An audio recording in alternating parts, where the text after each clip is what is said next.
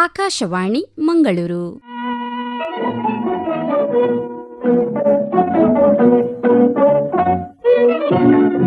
ಯುವವಾಣಿ ಕಲಾಸಂಜೆ. ನಮ್ಮೆಲ್ಲ ಕೇಳುಗರಿಗೆ ಇಂದಿನ ಕಲಾಸಂಜೆ ಕಾರ್ಯಕ್ರಮಕ್ಕೆ ಆತ್ಮೀಯ ಸ್ವಾಗತ.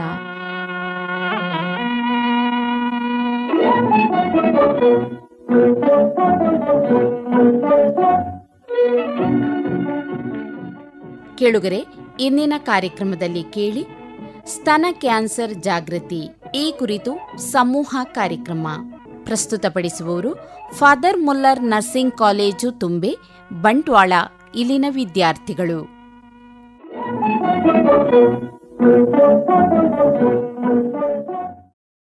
ನಮಸ್ಕಾರ ಕೇಳುಗರೆ. ಅಕ್ಟೋಬರ್ ತಿಂಗಳು ವಿಶ್ವದಾದ್ಯಂತ ಸ್ತನ ಕ್ಯಾನ್ಸರ್ ಜಾಗೃತಿ ಮಾಸ ಎಂದು ಆಚರಿಸಲಾಗುತ್ತದೆ. ಇಂದು ಫಾದರ್ ಮುಲ್ಲರ್ ನರ್ಸಿಂಗ್ ಕಾಲೇಜ್ ತುಂಬೆಯಿಂದ ನಮ್ಮ ವಿದ್ಯಾರ್ಥಿಗಳು ನಿಮ್ಮೆದುರಿಗೆ ಒಂದು ಸಂವಾದಾತ್ಮಕ ಕಿರು ಸಂಭಾಷಣೆ ಪ್ರಸ್ತುತಪಡಿಸಲು ಬಂದಿದ್ದಾರೆ. ಫಾದರ್ ಮುಲ್ಲರ್ ನರ್ಸಿಂಗ್ ಕಾಲೇಜ್ ತುಂಬೆ ಇದು ಫಾದರ್ ಮುಲ್ಲರ್ ಚಾರಿಟೇಬಲ್ ಇನ್ಸ್ಟಿಟ್ಯೂಷನ್, ಇದರ ಒಂದು ಅಂಗವಾಗಿದೆ. ನಮ್ಮ ಉದ್ದೇಶ ಹೆದರಿಸುವುದಲ್ಲ, ಎಲ್ಲರಲ್ಲಿ ಈ ಕಾಯಿಲೆಯ ಬಗ್ಗೆ ಅರಿವು ಮೂಡಿಸುವುದು.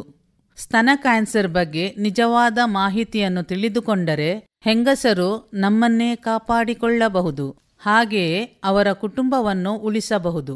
ಈಗ ಪ್ರಾರ್ಥನೆಯೊಂದಿಗೆ ನಮ್ಮ ಕಾರ್ಯಕ್ರಮವನ್ನು ಪ್ರಾರಂಭಿಸೋಣ.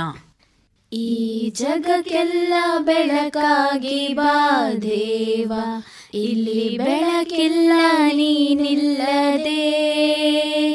ನನ್ನ ಬದುಕಿನ ಹಗಲಲ್ಲಿ ಬಾ ದೇವ, ಈ ಹಗಲಲ್ಲೂ ಏಕಾಂತವೇ. ಹೊತ್ತು ಹೋಗದು ನೀ ಬರದೆ ಈ ಬಾಳಲ್ಲಿ, ಕತ್ತಲಾಗದು ಈ ಬದುಕು ನೀನಿದ್ದಲ್ಲಿ. ಈ ಜಗಕ್ಕೆಲ್ಲ ಬೆಳಕಾಗಿ ಬಾ ದೇವ, ಇಲ್ಲಿ ಬೆಳಕಿಲ್ಲ ನೀನಿಲ್ಲದೆ. ನೀನಿರದ ಮನೆಯಲ್ಲಿ ನಾನ್ಯಾರೋ, ಈ ಮನೆಯ ಹಂಗೆ ತಕೋ. ಮನೆಯೊಡೆಯ ಮನೆಯೊಳಗೆ ನೀನಿಲ್ಲದೆ, ಒಳಗೆಲ್ಲ ಹುಸಿ ಬದುಕು. ನಡೆಯಲ್ಲಿ ನುಡಿಯಲ್ಲಿ ನೀನಿಲ್ಲದೆ, ಬಹಿರಂಗ ಚೆಲುವೆ ತಕೋ. ನಡೆಯಲ್ಲಿ ನುಡಿಯಲ್ಲಿ ನೀನಿಲ್ಲದೆ, ಬಹಿರಂಗ ಚೆಲುವೆ ತಕೋ. ಆಕಾರ ನಾನು ಸಾಕಾರ ನೀನು, ನನ್ನಲ್ಲಿ ನೀನಾಗಿರು. ಈ ಜಗಕ್ಕೆಲ್ಲ ಬೆಳಕಾಗಿ ಬಾ ದೇವ, ಇಲ್ಲಿ ಬೆಳಕಿಲ್ಲ ನೀನಿಲ್ಲದೆ. ನನ್ನ ಬದುಕಿನ ಹಗಲಲ್ಲಿ ಬಾ ದೇವ, ಈ ಹಗಲಲ್ಲೂ ಏಕಾಂತವೇ. ಹೊತ್ತು ಹೋಗದು ನೀ ಬರದೆ ಈ ಬಾಳಲ್ಲಿ, ಕತ್ತಲಾಗದು ಈ ಬದುಕು ನೀನಿದ್ದಲ್ಲಿ. ಈ ಜಗಕ್ಕೆಲ್ಲ ಬೆಳಕಾಗಿ ಬಾ ದೇವ, ಇಲ್ಲಿ ಬೆಳಕಿಲ್ಲ ನೀನಿಲ್ಲದೆ. ಸ್ಥಳ: ಹಳ್ಳಿಯ ಮಾರುಕಟ್ಟೆ. ಲಕ್ಷ್ಮಿ ಹಾಗೂ ಗೌರಿ ಇಬ್ಬರು ಸ್ನೇಹಿತರು ತಮ್ಮ ಮನೆಯ ಕೆಲಸ ಮುಗಿಸಿ ಮಾರುಕಟ್ಟೆಯಲ್ಲಿ ತಮ್ಮ ದೈನಂದಿನ ಸಂಭಾಷಣೆ ನಡೆಸುತ್ತಾರೆ. ಅಯ್ಯೋ ಲಕ್ಷ್ಮಿ, ಇವತ್ತು ನೀನು ತುಂಬಾ ಮಂಕಾಗೆ ಕಾಣ್ತಿದ್ಯ ಕಣೆ. ಸಾಮಾನ್ಯವಾಗಿ ನನ್ನ ಬಳಿ ನಗುತ್ತಾ ಮಾತನಾಡುತ್ತಾ ಇರುವವಳು ನೀನು, ಇವತ್ತು ಏನಾಯ್ತು ನಿನ್ಗೆ? ಏನಿಲ್ಲ ಗೌರಿ, ಸ್ವಲ್ಪ ದೇಹದಲ್ಲಿ ಸರಿಯಿಲ್ಲ ಅನಿಸ್ತಾ ಇದೆ. ಮುಖದಲ್ಲಿ ಕಾಣುತ್ತಿರುವ ಕಳವಳ, ನಿನ್ನ ದೇಹದಲ್ಲಿ ತುಂಬಾ ಅಸೌಖ್ಯತೆ ಹೆಚ್ಚಾಗಿದೆ ಅಂತ ನನಗೆ ಅನಿಸ್ತಾ ಇದೆ. ನಿಜ ಹೇಳ್ಕಣೆ, ಏನಾಯ್ತು ನಿನ್ಗೆ? ನನ್ನ ಗೆಳತಿಯಾಗಿ ನಿನಗೆ ನನ್ನ ಬಳಿ ಹೇಳಲು ಅಷ್ಟೊಂದು ನಾಚಿಕೆಯೇ? ಗೌರಿ, ನನಗೆ ತುಂಬ ನಾಚಿಕೆಯ ಭಯ, ಆದರೆ ಹೇಳ್ತೀನಿ. ವೈದ್ಯರು ನನಗೆ ಸ್ತನ ಕ್ಯಾನ್ಸರ್ ಅಂದಿದ್ದಾರೆ. ಅಯ್ಯೋ ಲಕ್ಷ್ಮಿ, ಮೊದಲಿಗೆ ಕೇಳಿ ನಾನು ಬೆಚ್ಚಿಬಿದ್ದೆ. ಆದರೆ ಕೇಳು, ಕ್ಯಾನ್ಸರ್ ಅನ್ನೋದು ಅದು ಅಂತ್ಯವಲ್ಲ. ಅದು ಬೇಗ ಪತ್ತೆಯಾದರೆ ಬದುಕಿನ ಒಂದು ಹೊಸ ಆರಂಭ. ನಾಚಿಕೆ, ಭಯದಿಂದ ಈ ವಿಷಯವನ್ನು ಮರೆಮಾಚುವುದು ತುಂಬಾ ಅಪಾಯ. ಚಿಕಿತ್ಸೆ ಬೇಗ ತಗೊಂಡ್ರೆ ಬೇಗ ಗುಣವಾಗುತ್ತೆ. ಆದ್ರೆ ಗೌರಿ, ಜನರು ಏನು ಹೇಳ್ತಾರೆಂದು ನನಗೆ ಭಯವಾಗ್ತಾ ಇದೆ. ಹಳ್ಳಿಯಲ್ಲೇ ಮಾತು ಹರಡಿಬಿಡುತ್ತೆ. ಜನರು ಆಡಿದ ಮಾತು ನಾಳೆ ಮರೆತು ಹೋಗುತ್ತೆ. ಆದರೆ ನಿನ್ನ ಆರೋಗ್ಯ ನಿನ್ನ ಬದುಕಿನ ಆಧಾರ. ಕುಟುಂಬಕ್ಕೂ ನೀನು ಮುಖ್ಯ, ಮಕ್ಕಳ ಭವಿಷ್ಯಕ್ಕೂ ನೀನು ಮುಖ್ಯ. ಹೀಗಾಗಿ ಧೈರ್ಯದಿಂದ ಮುಂದೆ ಹೋಗು, ವೈದ್ಯರ ಸಲಹೆ ತೆಗೆದುಕೋ. ಹೌದು ಗೌರಿ, ನೀನ್ ಸರಿ ಹೇಳಿದ್ಯಾ. ನಾಚಿಕೆ ಭಯ ಬಿಟ್ಟು ನಾನೇ ವೈದ್ಯರ ಬಳಿ ಹೋಗ್ತೇನೆ. ಅದೇ ಸರಿಯಾದ ದಾರಿ ಲಕ್ಷ್ಮಿ. ಹೆಂಗಸರು ತಮ್ಮ ದೇಹದ ಬಗ್ಗೆ ಮುಕ್ತವಾಗಿ ಮಾತನಾಡಬೇಕು, ತಪಾಸಣೆಯನ್ನು ಮಾಡಿಸಿಕೊಳ್ಳಬೇಕು. ಅದು ನಿನ್ನ ಧೈರ್ಯ ಹಾಗೂ ನಿನ್ನ ಬದುಕನ್ನು ಉಳಿಸುವ ಶಕ್ತಿ. ಊರಿನಲ್ಲಿರುವ ಅರ್ಬುದ ಚಿಕಿತ್ಸರ ತಜ್ಞರ ಬಳಿ ಲಕ್ಷ್ಮಿ ಹಾಗೂ ಗೌರಿ ಇಬ್ಬರು ಹೊರಡುತ್ತಾರೆ. ನಮಸ್ತೆ ಡಾಕ್ಟರ್ ಕಾವ್ಯನವರೇ. ನನ್ನ ಗೆಳತಿಗೆ ಸ್ತನ ಕ್ಯಾನ್ಸರ್ ಪತ್ತೆಯಾಗಿದೆ. ಇದನ್ನು ಕೇಳಿ ನನಗೆ ತುಂಬ ಭಯವಾಯಿತು. ನಮಗೂ ಇದಾಗಬಹುದೇ ಅನ್ನೋ ಚಿಂತೆ ನನಗೆ. ಸ್ತನ ಕ್ಯಾನ್ಸರ್ ಅಂದರೆ ನಿಜವಾಗಿಯೂ ಅಷ್ಟು ಗಂಭೀರವಾಗಿದೆಯೇ? ನಿಮ್ಮ ಭಯ ಸಹಜ. ಆದರೆ ನೆನಪಿಡಿ, ಸ್ತನ ಕ್ಯಾನ್ಸರ್ ಅಂದರೆ ಸಾವಿನ ತೀರ್ಪು ಅಲ್ಲ. ಇದು ಸ್ತನದ ಕೋಶಗಳ ನಿಯಂತ್ರಣ ತಪ್ಪಿ ಬೆಳೆಯುವ ಒಂದು ದುಷ್ಟ ಗೆಡ್ಡೆ. ತಡವಾಗಿ ಪತ್ತೆಯಾದರೆ ಮಾತ್ರ ಅದು ದೇಹದ ಇತರ ಭಾಗಗಳಿಗೆ ಹಬ್ಬುತ್ತದೆ.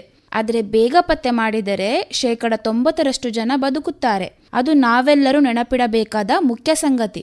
ಡಾಕ್ಟರ್ ಕಾವ್ಯನವರೇ, ಕೆಲವರು ಹೇಳ್ತಾರೆ ಇದು ವಯಸ್ಕರ ರೋಗ, ಯುವತಿಯರಿಗೆ ಬರುವುದಿಲ್ಲ ಅಂತ. ಅದು ನಿಜವೇ? ಇಲ್ಲ, ಸಾಮಾನ್ಯವಾಗಿ 40 ವರ್ಷ ಮೇಲ್ಪಟ್ಟ ಮಹಿಳೆಯರಲ್ಲಿ ಹೆಚ್ಚು ಕಂಡುಬರುತ್ತದೆ. ಆದರೆ ಯುವತಿಯರಲ್ಲಿಯೂ ಬರುತ್ತೆ.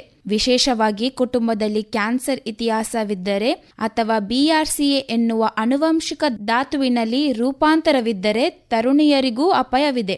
ಹಾಗಾಗಿ ಎಲ್ಲ ವಯಸ್ಸಿನ ಮಹಿಳೆಯರು ಎಚ್ಚರಿಕೆಯಿಂದ ಇರಬೇಕು. ನಮ್ಮ ಊರಿನಲ್ಲೆಲ್ಲ ಜನರು ಹೇಳ್ತಾರೆ, ಸ್ತನದಲ್ಲಿ ಗೆಡ್ಡೆ ಬಂದರೆ ಅದು ದೇವರ ಶಾಪ, ಅದಕ್ಕೆ ಚಿಕಿತ್ಸೆ ಬೇಡ ಅಂತ. ಹೀಗಾಗಿ ಮಹಿಳೆಯರು ವೈದ್ಯರನ್ನು ಸಂಪರ್ಕಿಸದೆ ಅಡಗಿಬಿಡುತ್ತಾರೆ. ಇದು ಸರಿ ತಾನೇ?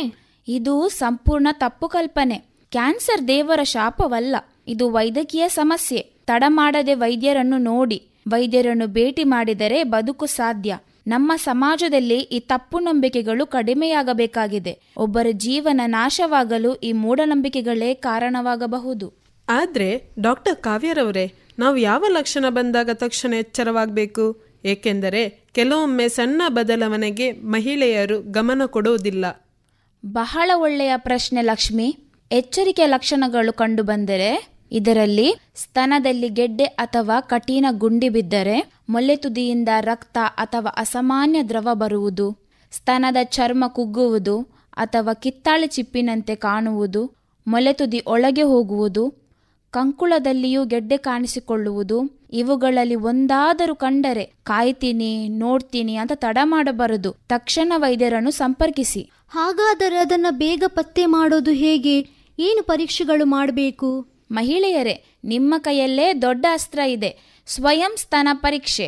ಋತುಚಕ್ರ ಪ್ರಾರಂಭವಾದ ಸುಮಾರು 3 ರಿಂದ 5 ದಿನಗಳ ನಂತರ ಸ್ತನ ಪರೀಕ್ಷೆ ಮಾಡಲಾಗುತ್ತದೆ. ಋತು ಬಂಧದ ನಂತರ ಮಹಿಳೆಯರು ಪ್ರತಿ ತಿಂಗಳು ಸ್ಥಿರವಾದ ಹಾಗೆ ನೆನಪಿಡಲು ಸುಲಭವಾದ ದಿನವನ್ನು ಆರಿಸಿ, ಉದಾಹರಣೆಗೆ ಮೊದಲ ಅಥವಾ 15ನೇ ದಿನ ಪರೀಕ್ಷೆ ಮಾಡಿ. ನೆನಪಿಡಿ, 20 ವರ್ಷ ಮೇಲ್ಪಟ್ಟ ಪ್ರತಿಯೊಬ್ಬರು ತಿಂಗಳಿಗೆ ಒಮ್ಮೆ ಕನ್ನಡಿಯ ಮುಂದೆ ಕೈಯಿಂದ ಸ್ತನ ಪರೀಕ್ಷೆ ಮಾಡಬೇಕು. ಯಾವುದೇ ಅಸಾಮಾನ್ಯ ಬದಲಾವಣೆ ಕಂಡುಬಂದರೆ ವೈದ್ಯರನ್ನು ಸಂಪರ್ಕಿಸಬೇಕು.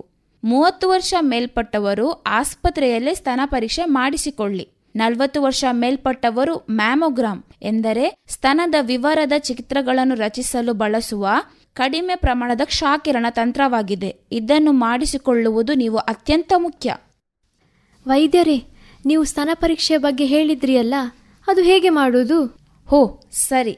ಸ್ತನ ಪರೀಕ್ಷೆ ಮಾಡುವುದು ಹೇಗೆ ಅಂದರೆ, ಸ್ತನ ಪರೀಕ್ಷೆ ಮಾಡುವುದು ಮೊದಲನೇ ಹಂತ ಕನ್ನಡಿಯ ಮುಂದೆ. ಒಂದು ಕೋಣೆಯಲ್ಲಿ ವಸ್ತ್ರ ತೆಗೆದು ಕನ್ನಡಿ ಮುಂದೆ ನಿಲ್ಲಿ. ಸೊಂಟದ ಮೇಲೆ ನಿಮ್ಮ ಕೈಗಳನ್ನು ದೃಢವಾಗಿ ಒತ್ತಿರಿ. ಎರಡನೆಯ ಹಂತ, ಕೆಳಗಿರುವ ಯಾವುದೇ ಬದಲಾವಣೆಗಳು ಇದೆಯಾ ಎಂದು ಗಮನಿಸಿ. ಈ ಬದಲಾವಣೆಗಳು ಸ್ತನಗಳ ಆಕಾರ, ಗಾತ್ರದಲ್ಲಿ ವ್ಯತ್ಯಾಸ, ಕಿತ್ತಾಳೆ ಹಣ್ಣಿನ ಚರ್ಮ, ತೊಟ್ಟು ಒಳಗೆ ಹೋಗಿದೆಯಾ ಎಂದು ನೋಡಿ. ತೊಟ್ಟಿನಿಂದ ರಕ್ತ, ನೀರು, ಹಳದಿ ನೀರಿನ ಸ್ರಾವ ಇದೆಯಾ ಎಂದು ಗಮನಿಸಿ. ಮೂರನೆಯ ಹಂತ, ನೀವು ಮಲಗಿರುವಾಗ ನಿಮ್ಮ ಬಲ ಭುಜದ ಕೆಳಗೆ ಸಣ್ಣ ಅಥವಾ ಮಡಚಿದ ಟವಲೊಂದು ಇಟ್ಟುಕೊಳ್ಳಿ. ನಿಮ್ಮ ಬಲಗೈಯನ್ನು ತಲೆಯ ಹಿಂದೆ ಇಟ್ಟು ಬಲಸ್ತನವನ್ನು ಎಡಗೈಯಿಂದ 3 ಮಧ್ಯದ ಬೆರಳುಗಳಿಂದ ಪರೀಕ್ಷಿಸಿಕೊಳ್ಳಿ. ಎಡಸ್ತನ ಪರೀಕ್ಷಿಸಲು ಬಲಗೈ ಬೆರಳುಗಳಿಂದ, ಎಡಸ್ತನ ಪರೀಕ್ಷಿಸಲು ಬಲಗೈ ಬೆರಳುಗಳಿಂದ, ಬಲಸ್ತನ ಪರೀಕ್ಷಿಸಲು ಎಡಗೈ ಬೆರಳುಗಳನ್ನು ಬಳಸಿ. ಹಂತ 4, ಸ್ತನದ ಹೊರಭಾಗದಿಂದ ವೃತ್ತಾಕಾರವಾಗಿ ತೊಟ್ಟುವಿನ ಕಡೆಗೆ ಪರೀಕ್ಷಿಸಿಕೊಳ್ಳುತ್ತಾ 12ರಿಂದ 6, ನಂತರ 6ರಿಂದ 12 ಗಡಿಯಾರದ ಆಕಾರದಲ್ಲಿ ಒತ್ತಿಕೊಳ್ಳುತ್ತಾ ಪರೀಕ್ಷಿಸಿ. ಮೊಲೆತೊಟ್ಟನ್ನು ಹೆಬ್ಬೆರಳು ಮತ್ತು ತೋರು ಬೆರಳುಗಳ ಸಹಾಯದಿಂದ ಮೊಲೆತೊಟ್ಟನ್ನು ಒತ್ತಿ ಯಾವುದಾದರೂ ದ್ರವ್ಯ ಸೋರುವಿಕೆ ಇದೆಯಾ ಎಂದು ನೋಡಿ. ಸಮಯ ನಾನು ಮೊದಲೇ ಹೇಳಿದಾಗೆ ಸಮಯ ಪ್ರತಿ ತಿಂಗಳು ಮುಟ್ಟು ನಿಂತ 5ರಿಂದ 7 ದಿನಗಳ ನಂತರ ಮುಟ್ಟು ನಿಂತವರಲ್ಲಿ ಒಂದು ನಿಗದಿತ ದಿನಾಂಕವನ್ನು ಇಟ್ಟುಕೊಳ್ಳಿ. ಆರೋಗ್ಯ ಕಾಪಾಡೋಣ, ತಡ ಮಾಡದೆ ಪರೀಕ್ಷೆ ಮಾಡೋಣ, ಬ್ರೆಸ್ಟ್ ಕ್ಯಾನ್ಸರ್ ಗೆಲ್ಲೋಣ, ಧೈರ್ಯದಿಂದ ಬದುಕೋಣ. ಆರೋಗ್ಯ ಕಾಪಾಡೋಣ, ತಡ ಮಾಡದೆ ಪರೀಕ್ಷೆ ಮಾಡೋಣ, ಬ್ರೆಸ್ಟ್ ಕ್ಯಾನ್ಸರ್ ಗೆಲ್ಲೋಣ, ಧೈರ್ಯದಿಂದ ಬದುಕೋಣ. ತಿಂಗಳು ತಿಂಗಳಿಗೆ ತಪಾಸಣೆಯೂ ಬೇಕು, ತೊದಲಲ್ಲಿ ಬದಲಾವಣೆ ಗಮನಿಸಬೇಕು. ಬೆಳಗಿನ ಬೆಳಕು ಹೀಗೆ ಹರಡುವ ಬೆಳಕಿನ ಜೀವನ ನಮಗಿರಬೇಕು. ಆರೋಗ್ಯ ಕಾಪಾಡೋಣ, ತಡ ಮಾಡದೆ ಪರೀಕ್ಷೆ ಮಾಡೋಣ, ಬ್ರೆಸ್ಟ್ ಕ್ಯಾನ್ಸರ್ ಗೆಲ್ಲೋಣ, ಧೈರ್ಯದಿಂದ ಬದುಕೋಣ. ಡಾಕ್ಟರರ ಮಾತು ಕೇಳಿ ನಡೆವುದೇ ಶ್ರೇಷ್ಠ ಶೀಘ್ರ. ನಂಬಿಕೆ ನಗುಬಾಳಿನ ಶಕ್ತಿ ನಮಗೆ ಧೈರ್ಯವು. ಆರೋಗ್ಯ ಕಾಪಾಡೋಣ, ತಡ ಮಾಡದೆ ಪರೀಕ್ಷೆ ಮಾಡೋಣ, ಬ್ರೆಸ್ಟ್ ಕ್ಯಾನ್ಸರ್ ಗೆಲ್ಲೋಣ, ಧೈರ್ಯದಿಂದ ಬದುಕೋಣ, ಧೈರ್ಯದಿಂದ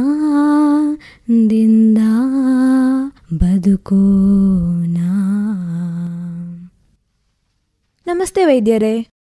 ಓ ಸವಿತಾ, ಬನ್ನಿ ಬನ್ನಿ, ಹೇಗಿದ್ದೀರಿ? ನಾವು ಚೆನ್ನಾಗಿದ್ದೇವೆ ವೈದ್ಯರೇ, ಎಲ್ಲ ನಿಮ್ಮ ಆರೈಕೆಯಿಂದ. ಹೌದು, ನೋಡಿ ಇಲ್ಲಿ ನಮ್ಮ ಜೊತೆ ಸ್ತನದ ಅರ್ಬುದ ಕಾಯಿಲೆಯಿಂದ ಬದುಕುಳಿದ ಸವಿತಾಳ ಕತೆ ನೀವು ಕೇಳಬೇಕು. ಹೇಳಿ ಸವಿತಾ, ಇವರಲ್ಲಿ ಇರುವ ಭಯವನ್ನು ನೀವೇ ಕಡಿಮೆ ಮಾಡಬೇಕು. ನಾನು ನನ್ನ ಕತೆ ಹೇಳ್ತೀನಿ. ನನಗೆ 2 ವರ್ಷದ ಹಿಂದೆ ಸ್ತನ ಕ್ಯಾನ್ಸರ್ ಪತ್ತೆಯಾಯಿತು. ಮೊದಲಿಗೆ ನನಗೆ ಜಗತ್ತೇ ಕುಸಿದ ಹಾಗೆ ಅನ್ನಿಸಿತು. ಇನ್ನು ಮುಂದೆ ನನ್ನ ಬದುಕು ಏನು, ಜೀವನವೂ ಹೇಗೋ, ಈ ಜೀವನವೇ ಬೇಡ ಎಂದು ಅಳುತ್ತಿದ್ದೆ. ಆದರೆ ನನ್ನ ಕುಟುಂಬದವರು, ವೈದ್ಯರು, ಶುಶ್ರೂಷಕಿಯರು ನನಗೆ ಧೈರ್ಯ ಕೊಟ್ಟರು.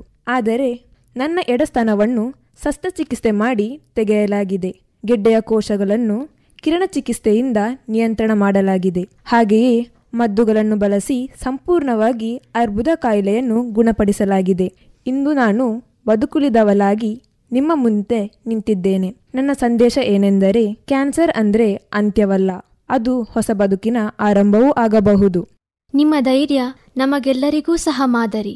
ಮಹಿಳೆಯರು ಇಂಥ ಕತೆಗಳನ್ನು ಕೇಳಿದ್ರೆ ಅವರಿಗೆ ನಿಜವಾದ ವಿಶ್ವಾಸ ಬರುತ್ತದೆ. ಆದರೆ ಈ ಚಿಕಿತ್ಸೆಗಳು ತುಂಬ ಕಠಿಣ ಅಂತ ಕೇಳಿದ್ದೇನೆ. ತುಂಬ ಖರ್ಚಾಗುತ್ತದೆ ಅಂತೆ, ಹೌದಾ? ಯಾವ್ಯಾವ ಚಿಕಿತ್ಸೆ ಕೊಡ್ತೀರಾ? ಹೌದು, ಚಿಕಿತ್ಸೆಯು ರೋಗಿಯ ಸಹಿಷ್ಣುತೆ, ಗೆಡ್ಡೆಯ ಗಾತ್ರ ಮತ್ತು ರೋಗಿಯ ಸ್ಥಿತಿಯನ್ನು ಅವಲಂಬಿಸಿರುತ್ತದೆ. ಇದರಲ್ಲಿ ಶಸ್ತ್ರಚಿಕಿತ್ಸೆ ಅಂದರೆ ಲಂಪೆಕ್ಟಮಿ ಅಥವಾ ಸ್ತನಛೇದನ ಎಂದರೆ ಗೆಡ್ಡೆ ಅಥವಾ ಸಂಪೂರ್ಣ ಸ್ತನವನ್ನು ತೆಗೆದುಹಾಕುವ ಚಿಕಿತ್ಸೆಯಾಗಿದೆ. ಎರಡನೆಯದಾಗಿ ಕಿರಣ ಚಿಕಿತ್ಸೆ ಎಂದರೆ ಗೆಡ್ಡೆಯ ಗಾತ್ರವನ್ನು ಕಡಿಮೆ ಮಾಡಲು ಅಥವಾ ಕ್ಯಾನ್ಸರ್ ಕೋಶಗಳನ್ನು ನಾಶ ಮಾಡಲು ಕಿರಣಗಳನ್ನು ನೇರವಾಗಿ ಗೆಡ್ಡೆಯ ಮೇಲೆ ಹರಿಸುವುದು. ಮೂರನೆಯದಾಗಿ ಕಿಮೊಥೆರಪಿ ಎಂದರೆ ಕ್ಯಾನ್ಸರ್ ಕೋಶಗಳನ್ನು ಕೊಲ್ಲುವ ಔಷಧಿಗಳನ್ನು ನೀಡುವ ಪ್ರಕ್ರಿಯೆ. ಜೊತೆಗೆ ಹಾರ್ಮೋನಲ್ ಥೆರಪಿ ಮತ್ತು ಇತರೆ ವಿಧಾನಗಳೂ ಇವೆ. ಕ್ಯಾನ್ಸರ್ ಚಿಕಿತ್ಸೆಯಲ್ಲಿ ಇದ್ದಕ್ಕಿಂತ ಹೆಚ್ಚಾಗಿ ಶುಶ್ರೂಷಕಿಯರ ಪಾತ್ರವು ಮುಖ್ಯವಾಗಿದೆ.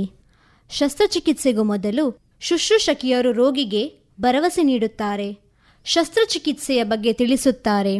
ಶಸ್ತ್ರಚಿಕಿತ್ಸೆಯ ನಂತರ ಗಾಯದ ಆರೈಕೆ, ನೋವು ನಿರ್ವಹಣೆ, ಕೈ ವ್ಯಾಯಾಮ ಕಲಿಸುವುದು, ಕೈ ಊತ ಕಡಿಮೆ ಮಾಡಲು ಸಹಾಯ ಮಾಡುತ್ತಾರೆ. ಮನೋಸಾಮಾಜಿಕ ಬೆಂಬಲ, ಆತಂಕ, ನೈರಾಶ್ಯ ಕಡಿಮೆ ಮಾಡಲು ಸಹಕರಿಸುತ್ತಾರೆ. ಆರೋಗ್ಯ ಶಿಕ್ಷಣ ಎಂದರೆ ಆಹಾರ, ವ್ಯಾಯಾಮ, ನಿಯಮಿತ ತಪಾಸಣೆ, ಔಷಧ ಪಾಲನೆಯ ಬಗ್ಗೆ ತಿಳಿಸುತ್ತಾರೆ. ನಿಜ, ನನಗೆ ಶುಶ್ರೂಷಕಿಯರು ಕೇವಲ ವೈದ್ಯಕೀಯ ಆರೈಕೆ ಮಾಡಲಿಲ್ಲ. ಅವರು ನನ್ನ ಜೊತೆ ಮಾತಾಡಿ ನನ್ನ ಆತಂಕವನ್ನು ಕಡಿಮೆ ಮಾಡಿದರು. ನೀವು ಬದುಕುತ್ತೀರಿ ಎಂಬ ವಿಶ್ವಾಸವನ್ನು ತುಂಬಿದ್ದಾರೆ.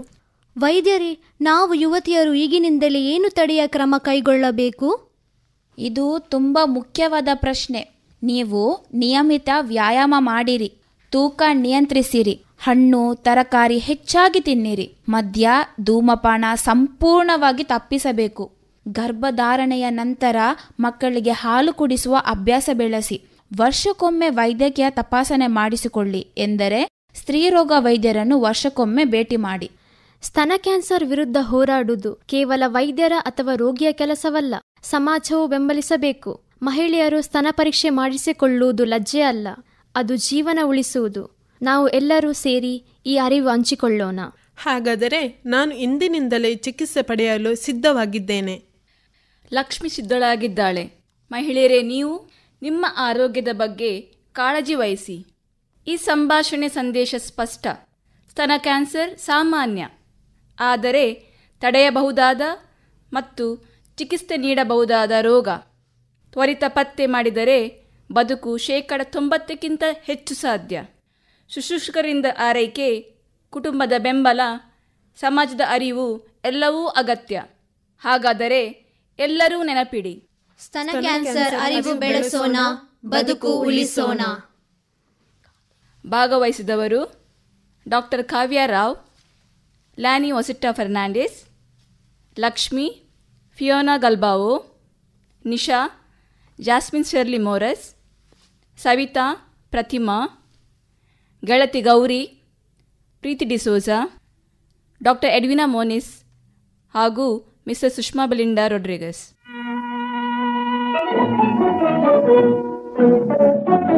ಇದುವರೆಗೆ ಸ್ತನ ಕ್ಯಾನ್ಸರ್ ಜಾಗೃತಿ ಈ ಕುರಿತು ಸಮೂಹ ಕಾರ್ಯಕ್ರಮ ಕೇಳಿದಿರಿ. ಪ್ರಸ್ತುತಪಡಿಸಿದವರು ಫಾದರ್ ಮುಲ್ಲರ್ ನರ್ಸಿಂಗ್ ಕಾಲೇಜು ತುಂಬೆ, ಬಂಟ್ವಾಳ, ಇಲ್ಲಿನ ವಿದ್ಯಾರ್ಥಿಗಳು.